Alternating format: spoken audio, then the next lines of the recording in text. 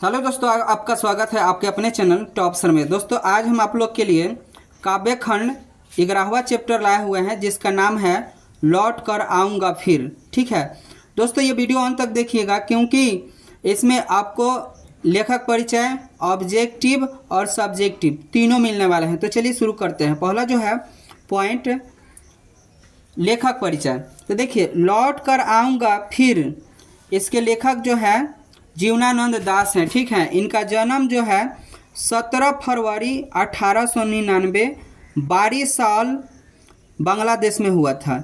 इनका मृत्यु था 22 अक्टूबर 1954 में हुआ था।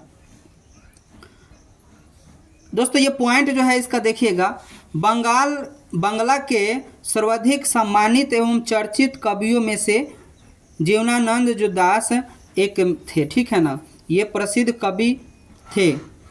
और दोस्तों यहाँ पर जो है इनकी जन्म तो बात हम लोग कर लिए थे, 1899 में हुआ था।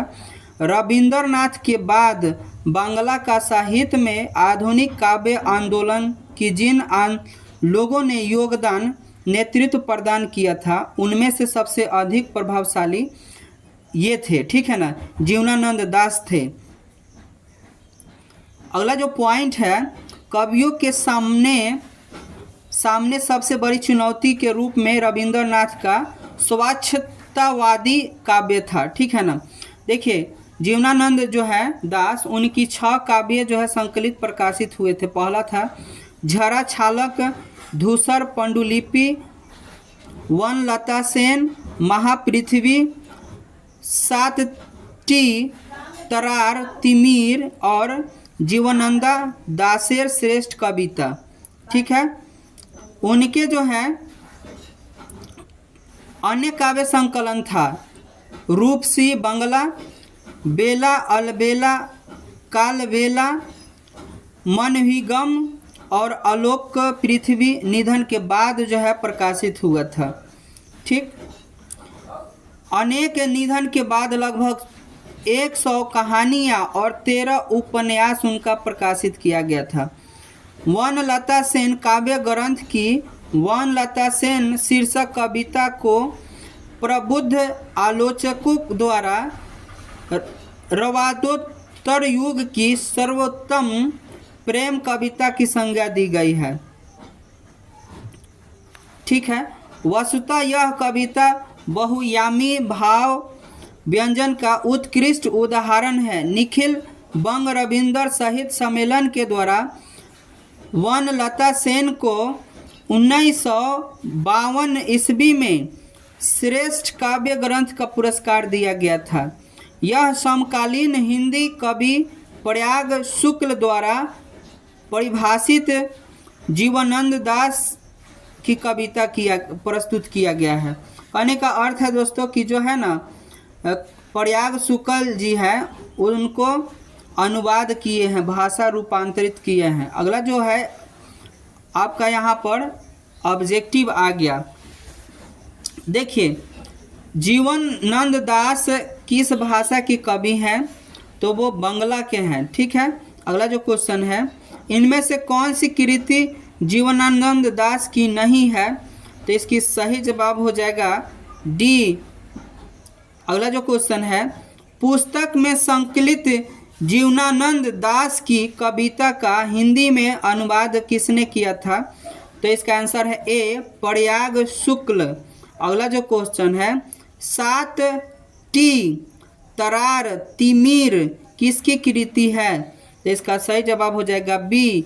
अगला जो क्वेश्चन है, लौट कर आऊँगा फिर शीर्षक कविता में उल्लू कहाँ बोलता है, तो 5 का सही जवाब हो जाएगा बी, कपास के पेड़ पर। अगला जो क्वेश्चन है, लौट कर आऊँगा फिर कविता में कवि का कौन सा भाव प्रकट होता है, तो इसका सही जवाब हो जाएगा ए, मृत भूमि प्रेम। अगला जो क्वेश्चन है, वनलता सेन किस कवि का श्रेष्ठ रचना है, तो 7 का सही जवाब हो जाएगा बी। अगला जो क्वेश्चन है, लौट कर आऊँगा फिर का प्रमुख वर्ण विषय क्या है, तो 8 का सही जवाब हो जाएगा ए, बंगाल की प्रकृति, बंगाल के बारे में बात किया गया है। अगला जो क्वेश्चन है, जीवनानंद जो है दास को जानना चाहते हैं, मतलब क्या जानना चाहते हैं? तो 9 का सही जवाब हो जाएगा ए, बंगाल के आधुनिक कवि के रूप में जाने जाते हैं वो। कवि किसके आमंत्रण पर आने की बात करते हैं? तो इसका सही जवाब हो जाएगा सी, नदियों और मैदानों के। अगला जो क्वेश्चन है, कवि अगले जन्म में क्या क्या बनने की संभावना व्यक्त करता है? तो इसका सही जवाब हो जाएगा बी। अगला जो क्वेश्चन है, कवि किसके बीच अंधेरे में होने की बात करता है? तो 12 का सही जवाब हो जाएगा डी। अगला जो क्वेश्चन है, रूपसा क्या है? तो रूपसा दोस्तों बताइए। तो इसका आंसर है ए, बंगाल की नदी। अगला जो क्वेश्चन है, जीवनानंद जो है उनका जन्म कब हुआ था? तो इसका सही जवाब हो जाएगा सी। अगला जो क्वेश्चन है, लौट कर आऊँगा फिर कविता है, कैसी कविता है? तो 15 का सही जवाब हो जाएगा ए, राष्ट्रीय चेतना की। अगला जो क्वेश्चन है, जीवनानंद दास हैं काची हैं? तो 16 का सही जवाब हो जाएगा साहित्यकार हैं। अगला क्वेश्चन है, कवि मृत्युपरांत कहाँ आने की लालसा रखता है? कहने का मतलब है कवि जो है मृत्यु के बाद कहाँ आने की लालसा रखता है, उम्मीद करता है? तो 17 का सही जवाब हो जाएगा ए, मृत भूमि बंगाल में। अगला जो क्वेश्चन है, किसने जीवनानंद दास की बहुप्रशंसी और प्रसिद्ध कविता को हिंदी में अनुवाद किया? तो इसका सही जवाब हो जाएगा बी, प्रयाग शुक्ल। अगला जो क्वेश्चन है, लौट कर आऊँगा फिर कविता किस कवि द्वारा भाषांतरित किया जाता है? तो 19 का सही जवाब हो जाएगा सी, प्रयाग शुक्ल द्वारा। अगला जो क्वेश्चन है, जीवनानंद दास की किस कविता को प्रबुद्ध आलोचकों द्वारा रविंद्रोत्तर युग की सर्वोत्तम प्रेम कविता की संज्ञा दी गई है? तो 20 का सही जवाब हो जाएगा बी, वनलता सेन। अगला जो क्वेश्चन है, कवि किस प्रकार के चावल का वर्णन करता है? तो इसका सही जवाब हो जाएगा ए। अगला क्वेश्चन है, कवि अगले जन्म में बनना नहीं चाहता है? तो 22 का सही जवाब हो जाएगा डी। अगला जो क्वेश्चन है, पक्षी अपने घर कब लौटते हैं? तो इसका सही जवाब हो जाएगा ए। अगला जो क्वेश्चन है, गंध जहाँ होगी ही भर घास किस कवि की पंक्ति है? तो 24 का सही जवाब हो जाएगा बी। अगला जो क्वेश्चन है, लौट कर आऊँगा फिर पाठ के कवि कहाँ लौटने की बात कहते हैं? तो 25 का सही जवाब हो जाएगा डी, बंगाल। अगला क्वेश्चन जो है, कवि अगले जन्म में कहाँ लौट के आने की बात करता है? तो इसका सही जवाब हो जाएगा सी। अगला जो क्वेश्चन है दोस्तों, ये क्वेश्चन जो है सब्जेक्टिव, आप ध्यान से देखिएगा, ठीक है। देखिए, अगले जन्मों में बंगाल में आने की क्या सिर्फ कवि की इच्छा है?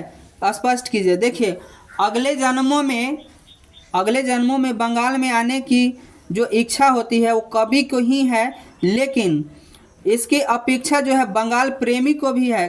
कहने का मतलब है कि कवि के साथ साथ उन व्यक्ति को भी बंगाल से प्रेम है, बंगाल आने की इच्छा रखते हैं, जो बंगाल से अपना लगाव रखते हैं, बंगाल को चाहते हैं, ठीक है। अगला जो क्वेश्चन है, कवि किनके बीच अंधेरे में होने की बात करता है? आज से स्पष्ट करें। तो देखिए, कवि जो है शाम के समय, साम्य काल, जब ब्रह्मांड में अंधेरे का वातावरण उपस्थित होने लगता है, उस समय सारस के जो झुंड है जो घर के ओर यानी घोंसले की ओर लौटने लगता है, उनकी सुंदरता को जो है मन को मोह लेता है, ठीक है। यह सुंदरता दृश्य कवि को भाता है। इस मनोरम छवि को अगले जन्म भी देखने की बात करता है। कहने का मतलब है ना, देखिए क्या है, क्वेश्चन से बात करते हैं। कवि जो है किन बीच अंधेरे में रहने की बात करता है? तो देखिए, कवि जब देखता है कि जो सारा से शाम होता है वो घर के वापस आने लगता है, तो वो देखकर कवि को बहुत अच्छा लगता है। वो चाहता है कि अगले जन्म में भी हम ऐसे ही चीज़ देखें। ठीक है, अगला जो क्वेश्चन है, कवि अगले जीवन में क्या क्या बनने की संभावना व्यक्त करता है और क्यों। देखिए, कवि जो है अपने मृत मातृभूमि में से प्रेम करता है, अर्थात अशांत होकर चिड़िया, कौवा, हंस, उल्लू, सारस बनकर वो चाहता है ना कि फिर से हम इस धरती पर जन्म ले। मतलब वो कवि जो है अपनी धरती से प्रेम करता है और कहता है कि अगर ये जन्म ना मिला तो कोई बात नहीं, अगले जन्म में हम चिड़िया, कौवा, हंस, उल्लू, सारस बन के धरती पे आना चाहते हैं, ये कवि कहना चाहता है। अब अगला क्वेश्चन जो है, कवि किस तरह के बंगाल में एक दिन लौट कर आने की बात करता है।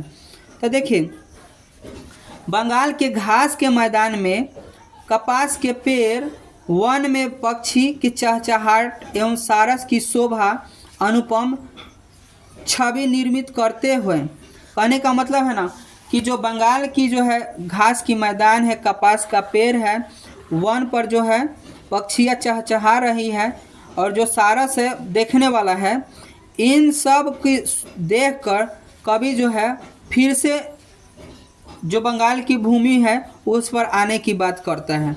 ठीक है, अगला जो क्वेश्चन है, लौट कर आऊँगा फिर कविता के शीर्षक की सार्थकता का स्पष्ट कीजिए। ठीक है ना। तो देखिए, यहाँ जो उद्देश्य के आधार पर शीर्षक रखा गया है। कवि की उत्कृष्ट जो इच्छा भूमि पर जन्म की है। कहने का मतलब है ना, कवि का ये अंदर से जो इच्छा है कि माने फिर से जन्म हो हमें इस पृथ्वी पर, मातृभूमि जो है ना इस पर मेरा फिर से जन्म हो। इससे कवि के हृदय में मातृभूमि के प्रति प्रेम दिखाई पड़ता है, क्योंकि कवि जो है अपने मातृभूमि से प्रेम करता है। और जो कविता जो है, शीर्षक कविता के चारों ओर घूमती हुई शीर्षक को केंद्र पर रखा जाता है। कहने का मतलब है ना कि कवि जो है अपनी मातृभूमि से प्रेम करता है, वो अपनी इच्छा ये रखता है कि अगले जन्म भी हमें यहीं पर मिले। ठीक है।